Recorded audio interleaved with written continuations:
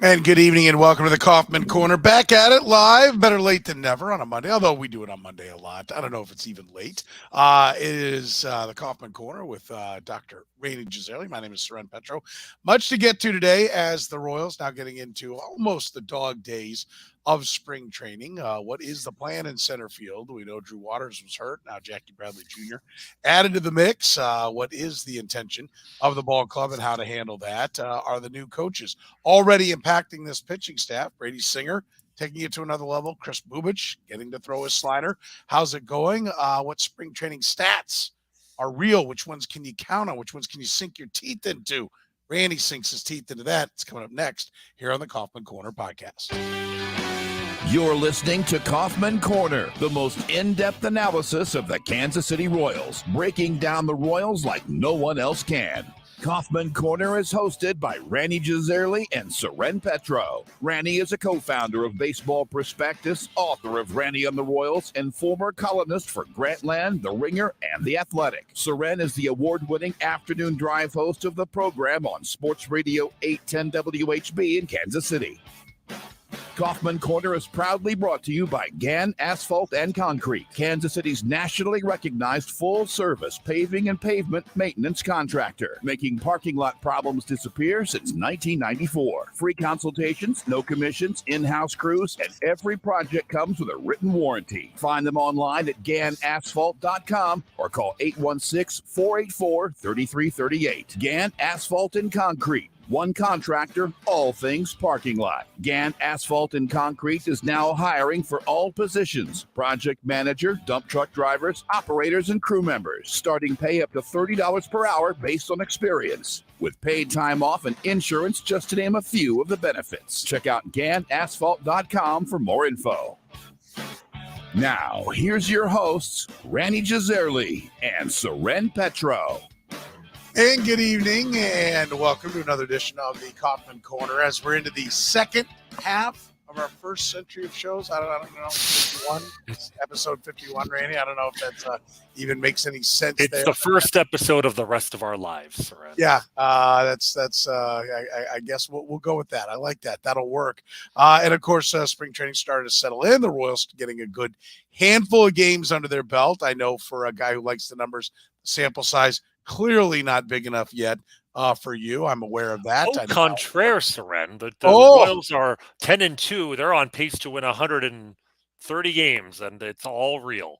12 games, more than enough. 12 spring training exhibition games against AA pitching. I'm sure these numbers mean the world to us. Yeah, I think they will. We'll get to those numbers here in a minute, but let's start with center field. We knew that there was going to be some adjustments when Drew Waters went down. The hope was that Kyle Isbell would get all of the time, and now Jackie Bradley Jr. has been added to the mix. I may shock you with this. I like the signing of Jackie Bradley Jr. Do you like the signing of Jackie Bradley Jr.? And do you see the big picture plan, Rany? I mean, I absolutely like the Jackie Bradley Jr. signing because there's no risk. It's essentially a non-roster player. If he shows enough with the bat in spring training, he makes the roster. There's one thing I know about Jackie Bradley Jr. is he can play defense. He's always played good defense in the major leagues. And with a young pitching staff, there's absolutely value in having a glove in center field. One of the reasons why the Royals are so high on Kyle Isbell out there is because they believe that he has the defensive chops to be an above average center fielder. Jackie Bradley he's had like one season where he's hit in the last 6 years, and that was the pandemic year. Like he is what he is. Good glove, no bat. But as a guy you pick up right before spring training, why not? If Kyle Isbell falls flat on his face, at least you know that you have good defense out there. And for this season, I think that's an important consideration for the Royals. They finally need to find out what they have in their pitching staff, and they need to support those guys with good gloves up the middle. So I like the Jackie Bradley Jr. signing. What I don't understand is the Royals putting Michael Garcia out there today, I believe, and been talking about that for a couple of days. That's the one that makes me scratch my head. I say that not because I don't like Michael Garcia, precisely because I like Michael Garcia an awful lot, as you know. I think he's one of the best prospects in the system. in large part because he might be the best defensive shortstop in the organization, certainly the best one that is close to being major league ready with the bat. And I'm struggling here because the issue with Bobby Witt, we've talked about all last year, was his glove seems to we seem to have been sold a reputation with his glove that wasn't there. I don't know that he can play shortstop defensively. If the Royals want to commit to him for a season, one more season, a full season at shortstop, let's find out what he can do. Great. But the backup plan in my mind is Michael Garcia. And by moving him to the outfield now, it's almost like you are expressing so much confidence in Bobby Witt that you're walking over a tightrope and you're eliminating the safety net. Like, we're not sure Bobby Witt can play shortstop. So why are you taking the backup option and moving him to another position? It just seems to me like a very old school Royals-esque move where the juice isn't worth the squeeze. Like, the risk of taking that guy away from shortstop right now before you know whether or not you need him there, it exceeds any benefit you get from trying him out in center field. I get that, but is there at least, I always say a bad plan is better than no plan, and I will at least grant them that if you're going to run MJ Melendez all over the place, at least we're finding out that the position flexibility thing is something they want, right? And it's not just reserved for placating Salvador Perez's ego, that everybody better be ready to grab whatever glove they need him to grab. The other thing is, why do we know Michael Garcia is any good defensively? I mean, do you have strong minor league defensive metrics that you can go with? Because MJ Melendez was supposed to be really good defensively. They oohed and awed about Salvador Perez's defensive stats, and then all we hear now is that he can't frame a pitch, and that's mission number one for the new coaching staff. I don't know how many times we've heard about guys being these great defensive guys only to come up and completely fizzle. I mean, Bobby Wood Jr. was supposed to be great at shortstop, and he had some of the worst numbers. Maybe this is finally somebody being realistic and saying, okay, look, we want him to be great, but there's really nothing that says he's great. I don't know. I don't have any evidence that says he's not great, but I can't get upset when an organization that I think wants Bobby Witt Jr. to be the guy and wants to be able to build around him and is at least treating him that way to begin with, because they didn't last year. I don't know. You can't complain about moving him all over the place for Adalberto Mondesi and then get upset when they don't move him for Michael Garcia. So for me, I didn't like that they pitched this guy. Listen, I want him to be right first and foremost, but they pitched Bobby Witt Jr. as the franchise, as the guy they're going to build around. They certainly talked him up when they drafted him, said he would, like everybody else, they would have taken him number one. And then promptly moved him all over the place. Second base 2 years ago, third base last year. At least now they're giving the guy his spot and giving him some swag. How much do you put into treating your franchise guy like your franchise guy? Like, how much value does that have in your mind, Rany?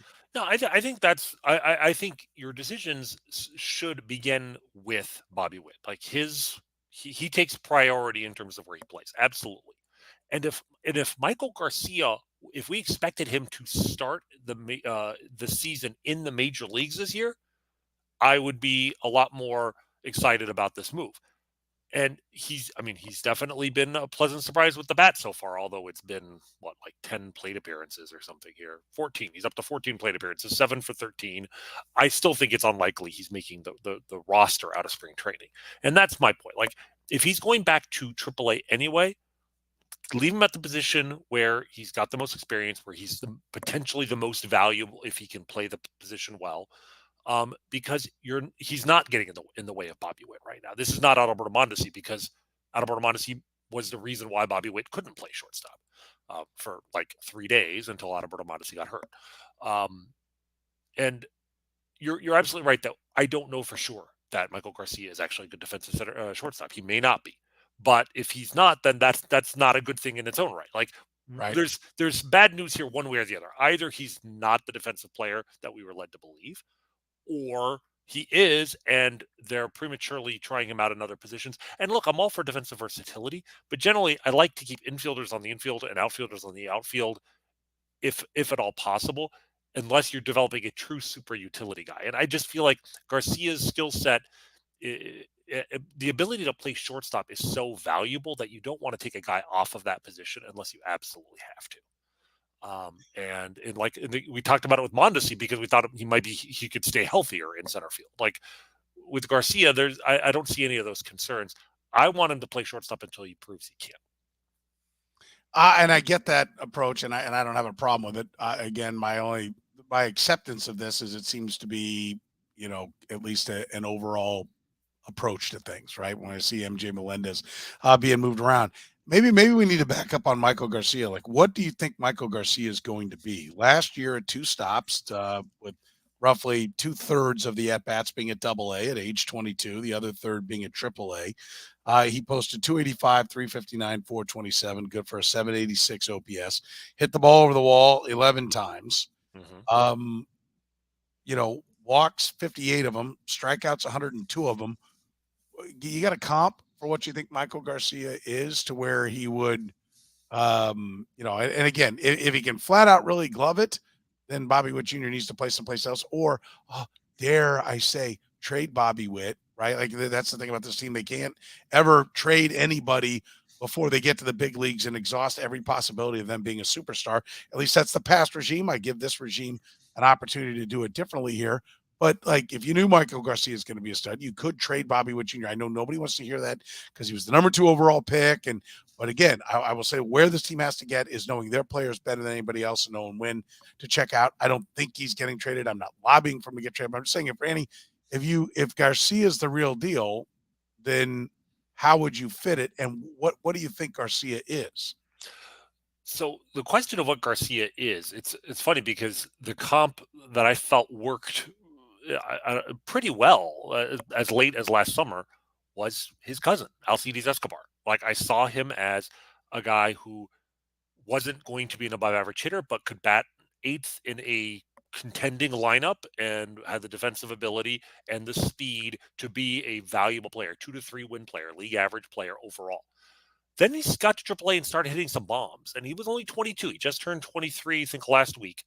And he had an impressive home run in spring training. It's Arizona. We'll get to what that means later. But he has, the swing and body type that I think he could end up being a 10 to 15 home run hitter. Like, so Escobar with a little more pop, that's an interesting player. If his defense is above average, I think you have an average to above average everyday player when he's at his best, which could be as soon as a year or 2 from now. And so, your bold hot take there is to trade Bobby Witt. I don't know if I'd go that far, but my bold hot take about how to resolve this issue is move Bobby Witt to third base, let Garcia play shortstop, and potentially you have above average defense at both positions.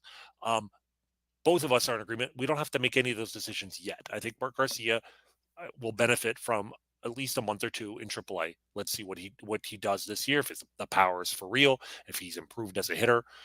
He was extremely effective in the Venezuelan Winter League this year. And yes, it's winter ball. Those numbers really don't mean much, but it was a large sample size. And, he had a 444 OBP and 46 walks against 31 strikeouts. He's always been a pretty high OBP guy for a shortstop. That's one thing I think he's better at than his cousin, who was a free swinger. He's got a little bit more ability to take a pitch, and that might help him develop some pop. So I'd like to see what he can become, but I don't want to I don't want to move him off of shortstop prematurely and then find out you actually have a hole at that position because Bobby Witt is still a below average defender there. The question about Matt asked us what was his on-base percentage again. Last year at 2 stops, his on-base percentage was .359. For his minor league career, it's .349. 2 years ago, at the age of 21, at 2 stops, both of them in A-ball, he had a .380 on-base percentage. Before that, .349. Before that, .311. Before that, .276. So it's been trending in the right direction, and it's certainly quality. And listen, I like the player. I guess my feeling is just okay. Let me figure out let's let him. I think this year, let me ask you this. Above all else, to let Bobby Witt Jr. be the shortstop. How important is it for a big leaguer to know it's his position? And the Royals, I think already, and I think this goes back to Dayton Moore, I think they ran the risk, and maybe I'm reading the tea leaves and saying, I wonder aloud. I can't say they did because I have had no one tell me this. But I wonder aloud, did they piss Bobby Witt Jr. off already as an organization by jerking him around at second and third after telling him he was going to be the shortstop? Because the deference for the previous head man was to give Mondesi shortstop over and over again. And are they now playing catch up and trying to ease him? Listen, I am not in any way, shape, or form saying you're wrong. I think that reality, we might find that they spend a year. This might be totally wrong because I haven't seen a play in the minor leagues game after game after game to make any determination about the defense of Michael Garcia. But I think this is more about Bobby Witt Jr. Shortstop is yours. Nothing that we do will say that there is any chance that you're not going to play short. And you give him the entire calendar year to be the shortstop and find out what you have. Because I do think if you're going to heap a ton of money on him, like as we know, Fernando Tatis Jr., the moment they moved him off shortstop, that contract got kind of pricey. Right? They gave him that money based upon him playing shortstop, and then they immediately moved him off shortstop. As an outfielder, he starts to look a lot more ordinary. I think the same thing will be with Bobby Witt Jr. This isn't a bad decision if you're actually going to invest in him, right? Which the Rays way would be to never invest in him. But if you're going to put your flag on the ground and say, this is the guy, his value is one thing at shortstop. It's something different anywhere else he might play. So taking the year to find out if he can play shortstop before you give him an enormous contract that ties up a lot of your money, I don't think is bad business. Even if Michael Garcia's got to run around center field for a little while. And I'll at least give him credit because there are a lot of guys who should have been running around center field long before they ever did in Royals uniforms. And at least this time they're trying him out. And it's also exactly what Bobby Witt Jr. had to do. Right? He had to play second. He had to play third. Michael Garcia's having to cut his teeth playing in another position. I just can't get upset about that. I mean, you're right in that before they commit any kind of, 9-figure kind of contract to Bobby Witt Jr., they need to know exactly what he is defensively as well as offensively and what position he's going to play. I do worry that ship is kind of already sailed in terms of a long-term contract. Like the best time to get Bobby Witt signed to a long-term deal that fits the Royals' long-term financial future is today. And if not today, then it's tomorrow. And it would have been better yesterday, and it would have been a lot better 6 months ago. And every day that passes without him signing makes me think that odds of him signing a long-term deal are going down. And that may not be the Royals' fault. That may just be Bobby Witt, who is a Scott Boras client, who got close to $8 million as a signing bonus, and is the son of a longtime major league pitcher, doesn't need to hedge his bets, right? A long-term contract for a young player is a form of risk management. It's basically an acknowledgement that the second $100 million you make is going to change your life a lot less than the first $100 million, and the second $10 million you make is going to change your life less than the first 10. So you'll take a lower expected value because it's guaranteed. Bobby Witt doesn't have to do that. Just like Eric Hosmer getting a $6 million signing bonus out of the draft made it less likely that he would need to hedge his bets by signing long term early in his career. Same thing with Mike Moustakas. None of those guys did. Salvador Perez obviously didn't have that to fall back on and did sign. So I'm not as focused on the Royals making the Tatis contract, like you said, and then finding out that the guy they gave all this money to is playing a different position than the one they expected. And I'm completely on board with starting the year. He's your everyday shortstop, whether that's a full season. If he shows even marginal improvement, you let the experiment run all year long. If it ends mid-season, it's only because it's just so clear that he's not making progress. I just feel like you can have your cake and eat it too. You can have Bobby Witt play shortstop every day in Kansas City. You can have Michael Garcia play every day shortstop in Omaha, and reassess the situation in a couple of months. And if Michael Garcia forces your hand and it's like, I'm ready for the major leagues in some capacity, then you can move him around. Maybe try him at third base, because by then maybe Hunter Dozier has proven whether or not he's going to, he's worth playing every day still. The other thing I will grant you, though, is that the one thing the Royals don't really have is a clear, like, long-term grade A solution in center field. You want to have your core guys up the middle figured out, and they've got a lot of good prospects, but I don't see anybody who's a can't miss in center. Kyle Isbell, not a can't miss guy, certainly. Drew Waters, we like him a lot. There's some questions about his bat. There's some questions about his glove as a center fielder. Gavin Cross, I think, is everyone loves his bat. I think he's going to be a corner outfielder by the time he gets to the major leagues. If not, then shortly thereafter. I don't think he's going to be an elite center fielder. So throwing Garcia into that mix, like, if they are committed to the idea that Michael Garcia, with his speed, can be an elite defensive center fielder, and also hit, because the offensive standards in center are going to be higher than at shortstop. If that's what they believe, great. But then they better be right, because moving a guy off of shortstop is a big decision, and you're giving up a lot of value there. And did you say he was a Boris client? Bobby Witt, I believe he is. No, he's Octagon. I think. Oh, okay, my mistake then. Okay, it's his dad, right? That's the agent. Oh, his dad was representing him through the agency. I believe you're correct. And so, okay, Boris or no Boris. But the point being is, like, when he was in spring training last year, there was some optimism that the Royals might be already trying to get him signed. That hasn't happened. And again, it's like, if it didn't happen last year, I don't think it's any more likely to happen now. In part because he's 1 year closer to free agency. He got a full year of service time, right? They didn't mess around with that, which was noble of them, but they surrendered leverage. But also, precisely because nobody knows what his defensive ability is, it's really hard for either side to be able to come to an agreement as to what his long-term value is, even if there's an agreement about what his bat is, because there's very little agreement about his position or his defensive value. Yeah, no doubt. By the way, Kaufman Corner is brought to you by our friends at Gann Asphalt and Concrete, proudly serving the entire Kansas City metro area. Gann Asphalt and Concrete, nationally recognized full-service paving and pavement maintenance contractor, making parking lot problems disappear in Kansas City since 1994. You can find them online at GannAsphalt.com. You can also find employment with them. They're hiring at all positions. One of Kansas City's fastest growing companies is Gann Asphalt and Concrete. Project manager, dump truck drivers, operators, crew members, starting pay up to $30 per hour based on experience, with paid time off and insurance, just among some of the benefits. You can check them out at GannAsphalt.com for more info. Today, pitching should make you smile. Now, it was the Arizona Diamondbacks, and it is still spring training, so we will temper the optimism. Brady Singer, 3 innings today as we broadcast live here on a Monday. If you're catching us via the podcast later, remember, you can catch us via the stream, Twitch, Twitter, YouTube, LinkedIn, I don't know, everything else that I can think of to link up to it. You can catch us usually at 10 p.m. Central on either Sunday night or Monday night. We're coming at you on a Monday this week. So Monday today, the Royals won 10-1 over the Arizona Diamondbacks, so improved to 10-2. Brady Singer, 3 innings, 2 hits, no runs, no walks, 5 Ks.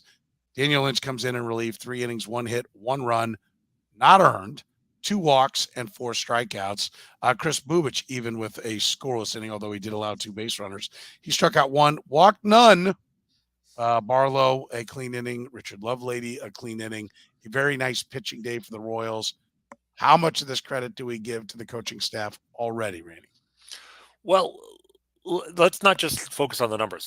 Let's talk about what happened within that, which is, after the game, I believe Brady Singer said this was the best changeup he's had. I don't know if he said he's ever had or he's had in a long time, but, like, he specifically went out of his way to mention the changeup, right? The mythical third pitch that we've been waiting for him to he's shown flashes of it. He's thrown it from time to time, but and we all believe that if his sinker and slider are so good that if he just had a usable third pitch, he could be even better than he is now. So that to me is far more interesting than the three great innings. Statistically, it's the fact that changeup, he has confidence in it, right? Kris Bubic, it's not that he had a scoreless inning and struck out a guy in that inning. It's that he got that strikeout on a slider. The slider that he either hasn't been allowed to throw or hasn't had the confidence to throw, although we've been told he wants to throw a slider all of last year, never got a chance to. He threw the slider today. He got a strikeout on it. That's interesting. Daniel Lynch, 4 strikeouts in 3 innings. Also interesting. I'm not any one guy. It's just it's the totality of what we're seeing. It's Brad Keller, who both you and I were have expressed skepticism that the Royals even brought him back for the season, for the money that they're giving him and whether or not he'll be on the rotation or not. And our friend David Lesky has heard from, I think, 2 different scouts that are just raving that Brad Keller looks like a much better pitcher. I believe he's throwing, he's been a kind of a fastball slider guy, who's had a lot of success at times in his career without really having a third pitch. And his, he's throwing now a pitch with a new shape. I think it's more like it's almost like a cutter more than a slider. He's also, I think, thrown a couple of pitches that have the shape of what they're calling the sweeper, which is like you essentially have a slider that has less vertical drop but more horizontal motion. And this is kind of the new fad pitch just in the last year or two, that a lot of pitchers are adding to their arsenal. Keller has been throwing a few of those, and it looks promising, and scouts are noticing. So all of these things, we won't know a damn thing until the real season, right? No battle plan survives first contact with the enemy. That's true in war, and that's true on the baseball field. But when the Royals made specific coaching changes that you and I expected to lead to A, B, and C, and in the middle of spring training, we're seeing A and B and C, even if it's in a spring training context. That makes me feel a lot better than if A, B, and C were happening and we had no idea why. Right? The things that we are seeing are the things you and I expected to see if the Royals were, we're serious about making a change on the pitching front, and if they hired the right guys. So that part of it, that is real reason for optimism for me. That may be the number one reason for optimism, more than even their spring training record, is the way they're going about it. Yeah, no, I agree, and I like that. By the way, we had the question, and I think it's a good one. Do you know, not to put you on the spot, but right here, Matthew asking the question, was Bubic's slider K a strikeout with the slider against a right-handed batter? Do you know? Ooh, I don't. I'm trying to remember. It was, I believe he struck out. I believe it's a Garcia, but God, there's probably 40 Garcias in professional baseball, so I could not tell you if it was a right-hander or a left-hander. Yeah. Yeah, I'm just making up pitch names like Ricky Vaughn.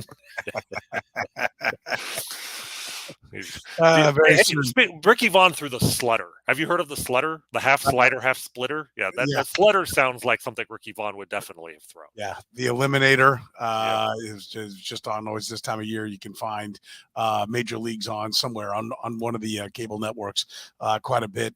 And, yes, watching him in his haircut, of course, from the Vegematic as well, part of the great lore of Major Leagues. Yeah, listen, what about Brady Singer? Are we talking about a guy that, you mentioned it, if he has that changeup, which, by the way, I'll give a lot of credit to Zach Greinke. Greinke makes the changeup cool. Singer wasn't buying into it, and suddenly he did last year. One, it could have been they said you're going down, you're not coming up until you throw it. And if you come up, you're not staying up unless you throw it.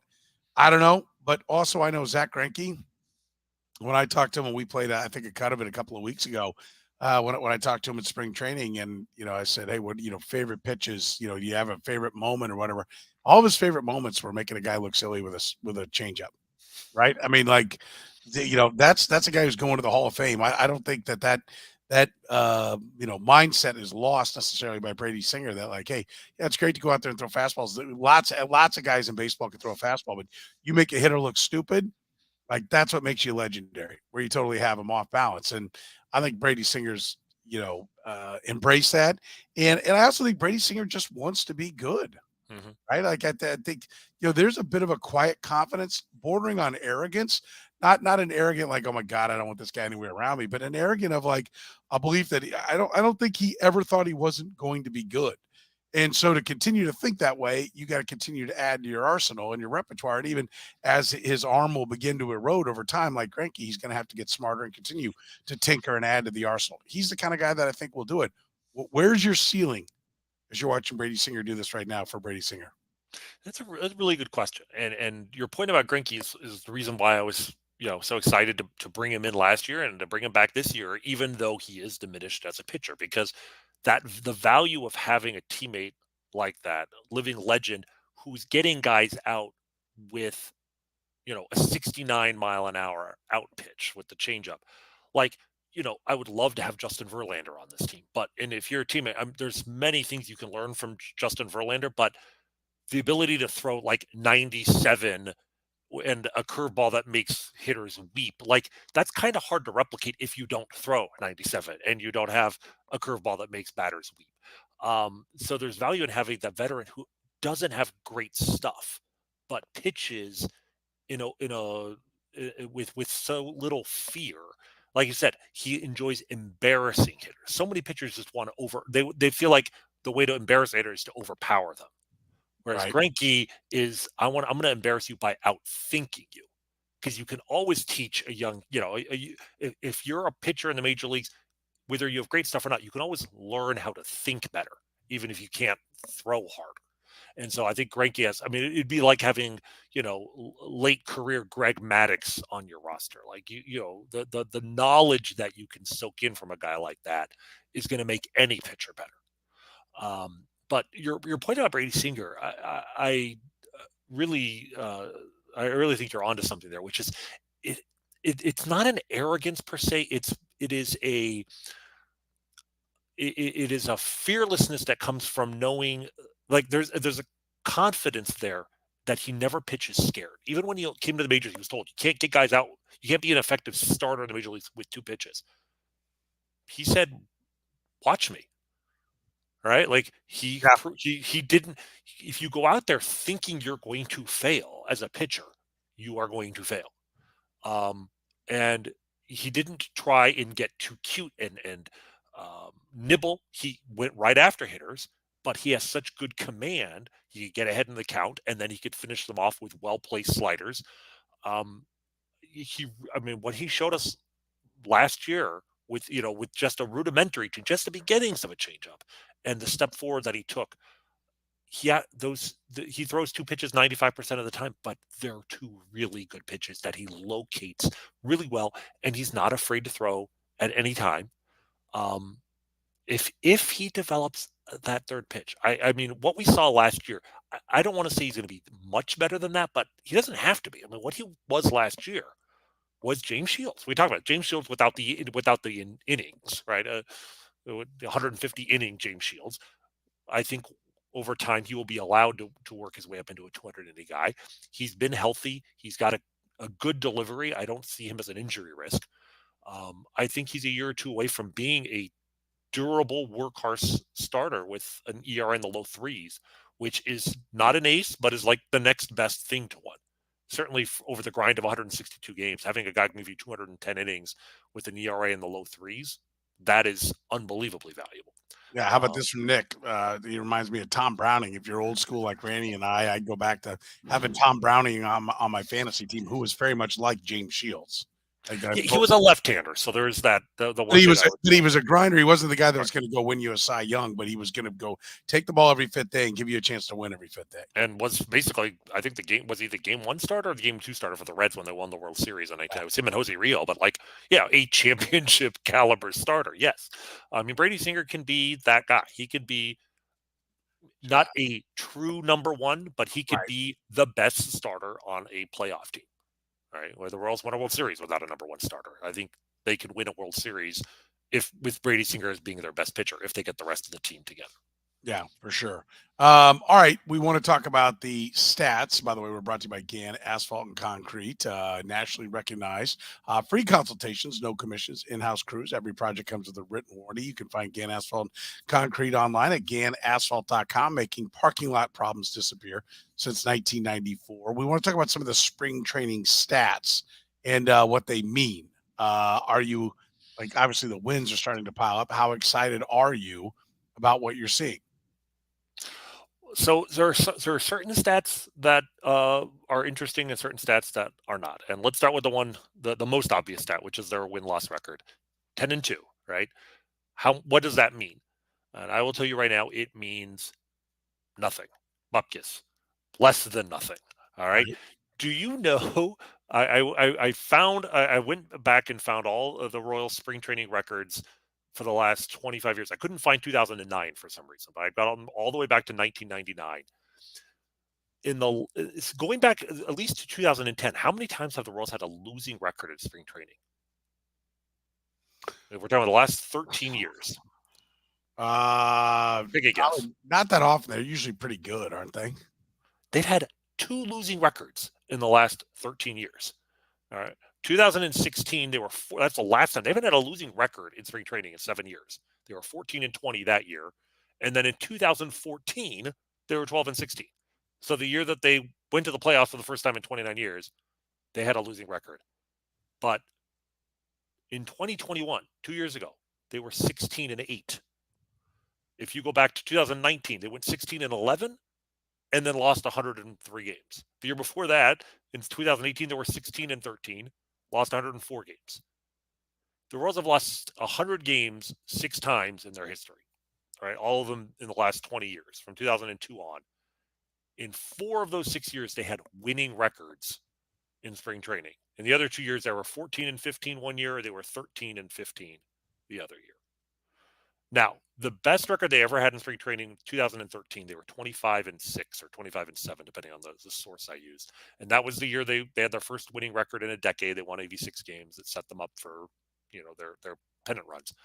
But the second best record, you go back to 1999, the Royals were 22-9 in spring training, the best record in the sport. I remember this. I remember being excited. Hey, 20, best record in the sport. They lost 97 games. It was, at that point, the worst record in the history of the franchise. So wins and losses, don't care about them. And let's, we can break down the numbers a little bit further and see where they're making progress. But wins and losses, I don't care. Right. So that's the easy one. All right, let me throw out another stat, though, real or not real. So far this year, 12 games, the Royals have the best batting average, the best on-base percentage, and the best slugging average in all of baseball. Real or not real? Meaning the fact or fiction type of real or not real? Does that mean anything? But those are facts that you're giving me. Now you're asking me, does it mean anything? Yeah. What do you think? Do you think it means? I mean, they're hitting 329, 391 OBP, 560 slugging, 951 OPS. That's like peak George Brett, right? I'm the optimist in me, and the Royals fan in me wants to believe that it means something, that the fact that it's a team stat as opposed to an individual stat. I mean, I go back to Patrick Lennon roaming around, the outfield of, I guess, legend back in Florida. It would have been. This would have been back with the wild boars of Baseball City.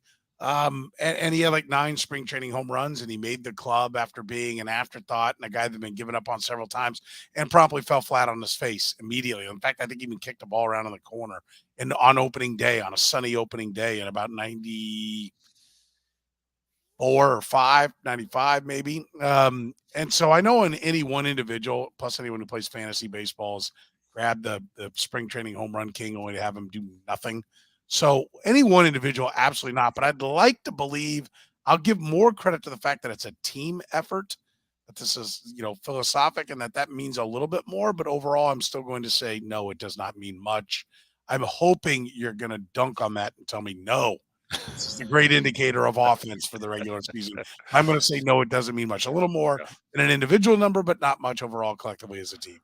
Yeah, well, I agree with what you said, because it's easy for me to say, oh, it doesn't mean anything at all. I would amend that to say it doesn't mean much. It might mean a little bit. The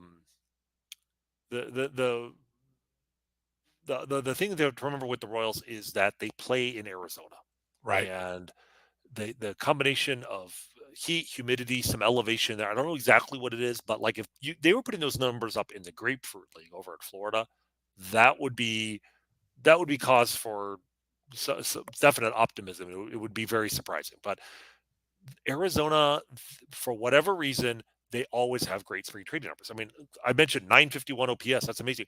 Do you know what their OPS was last year in spring training? It was 931. Okay. They had 319, 377, 554. I mean, they had 5, 10, 14 different players. Okay, some of these guys only had a couple of at-bats, but still 14 different players had an OPS of 1,000 or more in spring training last year. Now, not every year is like that. You go back 2021, they were over 800.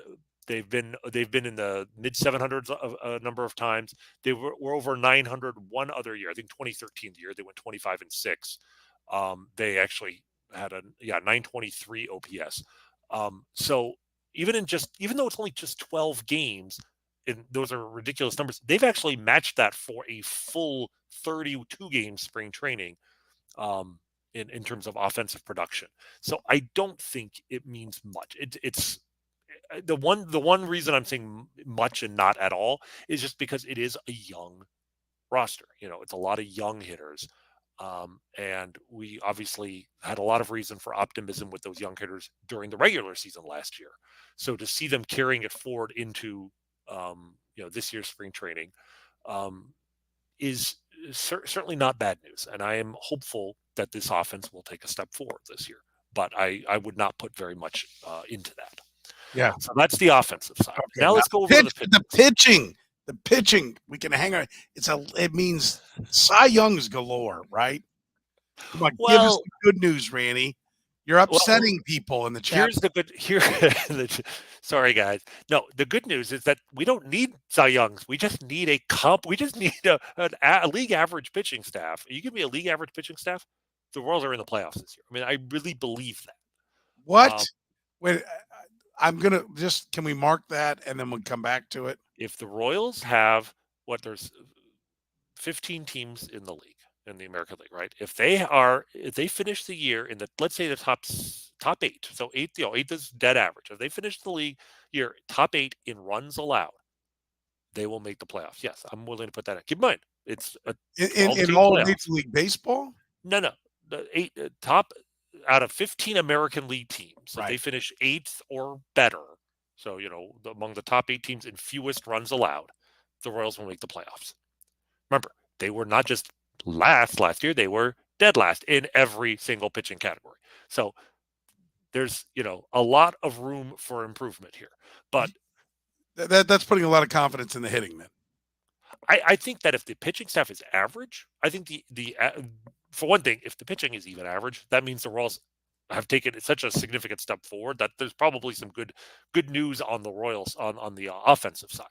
But yeah, I think if the pitching staff can be 8th in the league, all the hitters need to be is 6th, and that's especially in the AL Central, that'll get them to at least 85 wins, and I think that'll be enough to put them in the playoffs or very close to it.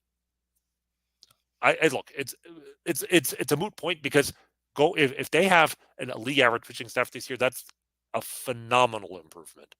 And even as optimistic as I am about the new coaching staff, I think that's a lot to ask for in one season. I think going from the bottom, I think when you're in the bottom, you've done a lot of things wrong, and there's a lot of just like house cleaning that can get you a lot better. Like you have to do a lot of things really right to be elite at the top, but you got to screw a lot of things up to be at the bottom too. Right? There's an element of a bunch of Jordan Lyles and a few relievers ought to get you to out of the cellar, right? Well, that's the dead cat bounce theory, right? That's why it's like we both have this optimism the Royals will win whatever their Vegas over under is, that they'll be above that just because there's going to be some improvement on the pitching side. But I think getting all the way to average it's a tall order. But here's my point is, so when I look at the pitching side, I'm not going to bring up their ERA or hits allowed or anything like that. Let's just talk about strikeouts and walks. Okay. 12 games, because if there's any spring training data that's going to matter to me, it's going to be strikeouts and walks. By the way, but your statement, because I've got people who want me to write this down. Top 8 in ERA. top 8 in ERA or runs allowed. Let's use because defensive top 8 and fewest runs allowed. The Royals make the playoffs. Yeah, write it down. Okay. Yeah, you want that? I don't think that's a hot take at all. No, because you actually don't think they're going to be top 8. I mean, I don't think anybody does, but if they can, I mean, there is a best case scenario here where they are an average pitching staff, and if that happens, I think they're in the playoffs. I think they can be top 8 a lot easier than you think. Right? I think they can. I mean, I don't think it's easy. I see a scenario where they could, which is a huge jump. Yeah. But if without adding any, the most impactful pitching free agent they signed was Jordan Lyles, and yet the fact that we're talking about it being even possible is a testament to what we think this new coaching staff can do. Yeah, I just want to define my stance on where I think you're coming from. I think it's more about you're not going to have to see this to the end because they're not going to do that. Then discussing is that enough to make them a playoff team with their offense? I think that's a whole nother discussion. Can their offense be good enough to take just a league average pitching staff? That means they need to be better than league average, but not much better. Not that, and that's my point. I'm saying this in large part because I see it's a 12-team playoff now. You don't actually have to be. I mean, think about it. If there's 30 teams, the average is between 15 and 16. 12 teams make the playoffs. You're just a couple of ticks up the pecking order, and you're a playoff team. The Phillies won 86 games last year and went to the World Series. So it's not as bold a projection as you might think. Because if the pitching staff is average, I have to think if the pitchers take that much of a step forward, the hitters are probably taking at least a little step forward too. Because I think those things will move in tandem. Because it's a sign if they get the pitching that much better, it's a sign that the Royals are actually making a lot of correct decisions. That they made a lot of good decisions this winter. That the coaching has improved, and that the talent they have, that they were correct about the talent they had. They just had bad coaching that was developing it. And that if they were right about the pitching talent all along, they're probably right about the hitting talent as well, especially because those guys have shown a lot more promise already. Right. All right. So from the pitching standpoint, though, let's talk about strikeouts and walks because that's the most, the data that's going to normalize more quickly than anything else. So even in 12 games of spring training, I think there's some value there. The Royals lead the major leagues in pitching strikeouts right now. And it's not close. Now, they also lead in innings pitched by a lot because they've played more games than most teams. But let's use strikeouts per 9 innings. They are tied for third in the majors in strikeouts per 9 innings in spring training. Perhaps more impressively, they're 6th out of 30 teams in walks per 9 innings. 124 strikeouts and 38 walks. Their strikeout to walk ratio of 3.26, I believe, is third in the major leagues. The top 6 teams, the Yankees, the Twins, the Royals, the Cardinals, the White Sox, and the Dodgers. That's not the worst company in the world to be in, even if it's just 12 games of spring training. If there's any stat in spring training that makes me go, it's probably this. Because we know what the Royals were talking about. Throw strikes, raid the zone, get strikeouts. Yes, Matt, I'm getting your hopes up for this year. You're right. All right, deal with it. Matt, just a little bit. In the chat room, Rany, I swear to God, if you build my hopes up for this year, which right now you're kind of doing that. Just a tiny bit. I just want to, if you can't have your hopes up in March, when can you? So I agree. If you're looking for reasons for optimism, if you want to tell your friends, hey, go in with me on some season tickets because X, that's what I throw at them. The pitchers are striking guys out and not walking a lot of guys. And, they weren't doing that last year. Like last year, it was an abbreviated spring training because of the lockout. They only played, I think, 17 games. But last year, they had 149 innings, 134 strikeouts, so about 8.1 strikeouts per 9 innings. This year, they're around 10.5. They had 71 walks. So, we even in spring training last year, you could tell the Royals were going to have trouble throwing strikes. They were walking 4.3 batters per 9 innings. Right now, they are at 3.2. So, even in a small sample size, that's something. So let's see what happens. But if there's, if I'm not going to throw credit at any individual pitcher, but the coaching staff as a whole, because it's the pitching staff as a whole, so far they're on target. Yeah. No, and I think that's that to me, I do agree because strikeouts are an ability to understand the strike zone, their ability to miss bats. Walks are an ability to understand the strike zone, and an ability to not give free passes, things that are problems for them. And so I am inclined to think that these numbers, again, because they're the whole team and not one individual. And I also think that you can look at it if you believe that there's competent coaching. A lot of guys are in that turn the corner stage. Brad Keller's overdue to turn the corner, but you've brought in new voices. And, there's one thing that in the entire era of Dayton Moore, they just consistently did not develop pitching. Now you've brought people in that have been part of organizations that know how to develop pitching and some things that seem so simple, right? Like, throwing the ball, like, oh, we need to throw more strikes. Well, we're going to throw it down the middle. Let your natural movement take it to the corners. Ah, I could have had a V8, I mean, by the way, you're old if you get that reference. You could have stayed at a Holiday Inn Express last Okay, night. yes, That's a, yes, li- a little bit, yes, more. The demographics a little bit bigger for that one. yeah. I think that's of note, for sure. And I want to believe I liked what I heard from the coaches, and now I'm seeing numbers, right? So I had inclination that things could be better. I like that even if they brought somebody else in who didn't know what they're doing, just a breath of fresh air, I think relieves a lot of tension in that clubhouse. And everybody gets a chance to start fresh. I've mentioned it many, many times on the radio. Tony Muser told me, I'm getting fired, Pat, and I need to.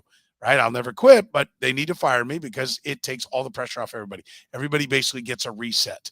And that the whole organization got that. And maybe nothing is really tangibly different in what they're doing, but everybody got a reset from what was beginning to be a stress bubble that was around Dayton Moore. All that's gone, but there have been real life changes in the people that are around the ball club. And they have to their credit, whether they verbalize it or not, their actions say, we believe we've drafted the right people.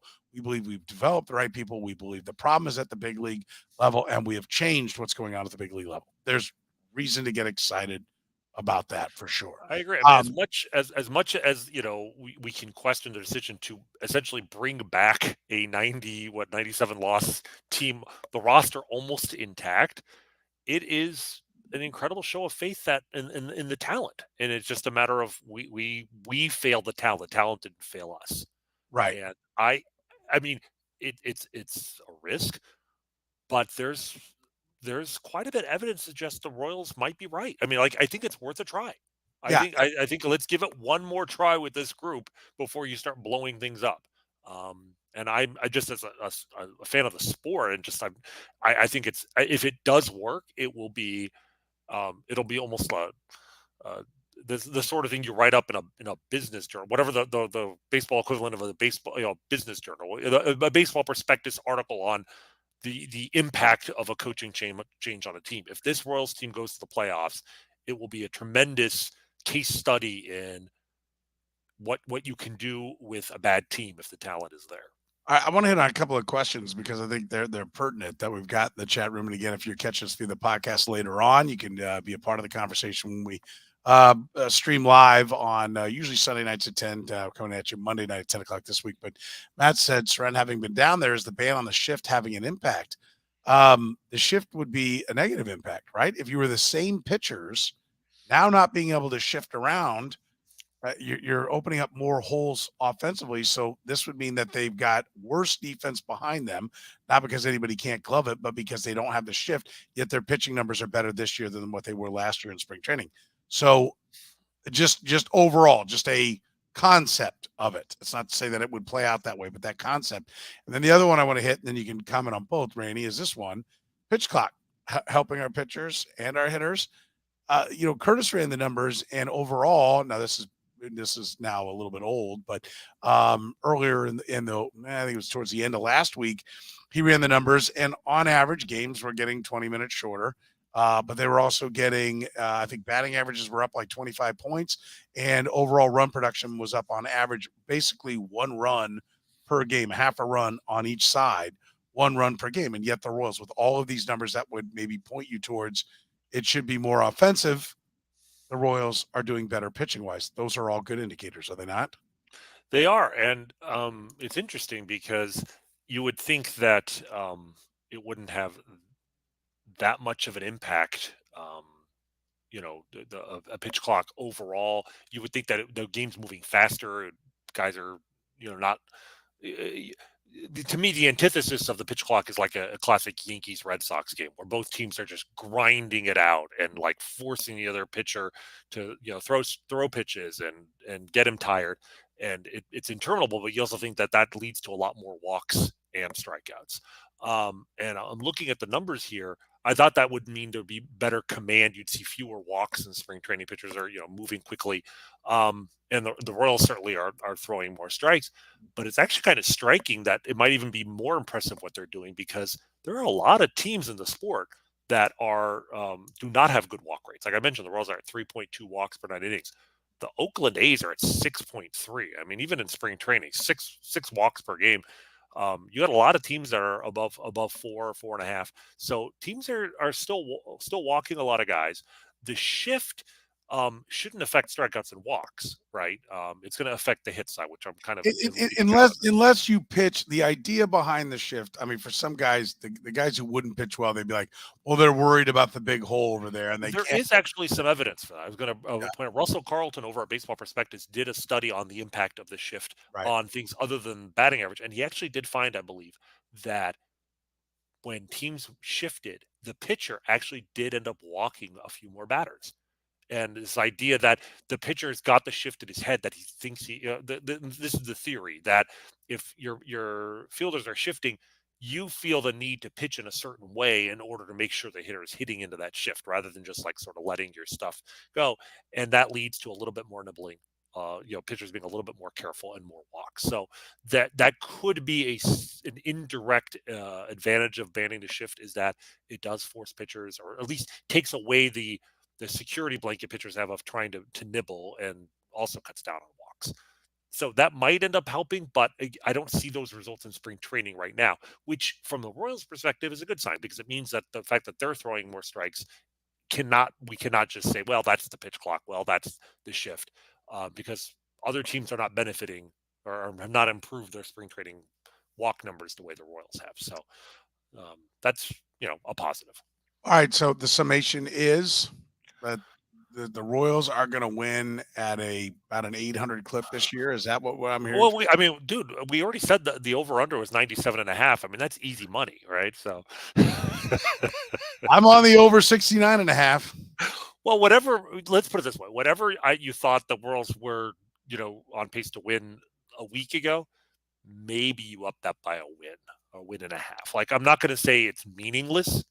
Spring training numbers in general. You just every year or two, somebody will do a study of does spring training records matter, and the correlation. It's not. There is a correlation, but it's like the R squared is 0.05, which, if you know much about correlation studies, that is essentially meaningless. Like, yes, there is a small effect, but the Royals are 10-2. So if you thought they were going to win 69, maybe you think they'll win 70 now, maybe even 71. It's a small thing, but it's still early.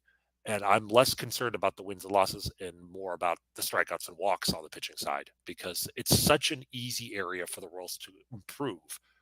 Just borderline competence is going to be a 5 to 10 win improvement. And I think that's well within reach. I'm not going to predict it. But I've always been a big believer that any baseball team can play, whatever their win total is supposed to be. It's 75. They can play 10 wins above that if it all goes right. Stay healthy, make some timely moves. You can be an 85 win team, and you can play 20 games below it, because guys get hurt. Instead of fighting through it and playing, they go have surgery. They're done for the year. Sit them longer to make sure, because you don't want to risk them because it doesn't mean anything. So things can really snowball and go to hell. And I might even say you could be even worse than that. if you look at it and you say that the Royals town, if you believed in the town and you thought this was a 75-win team last year, they could very easily play way down. Now 55 is hard to get to, but they could have underachieved down to, what was it, 65 wins, right? So they played 10 games under.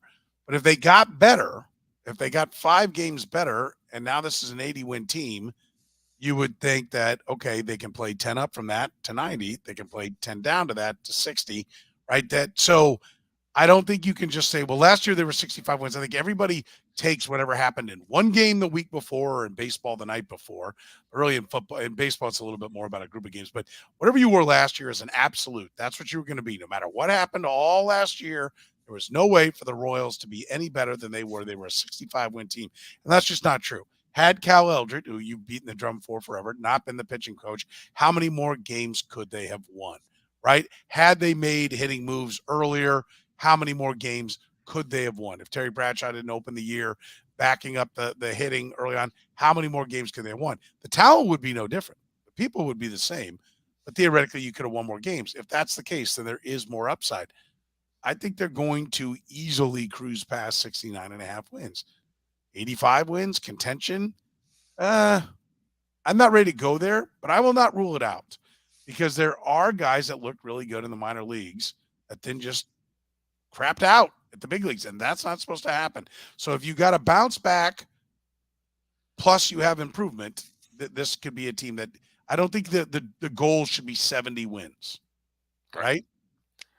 So the Royals announced their slogan for 2023 today. I believe it's "Welcome to the City," which is interesting. We're awful. Yeah, well, I don't know, but they didn't ask me. If they had asked me, though, see, my slogan would have been "Addition by subtraction," which I guess I can understand why they wouldn't want to pick that slogan, but unofficially, that's my slogan for this year: addition by subtraction.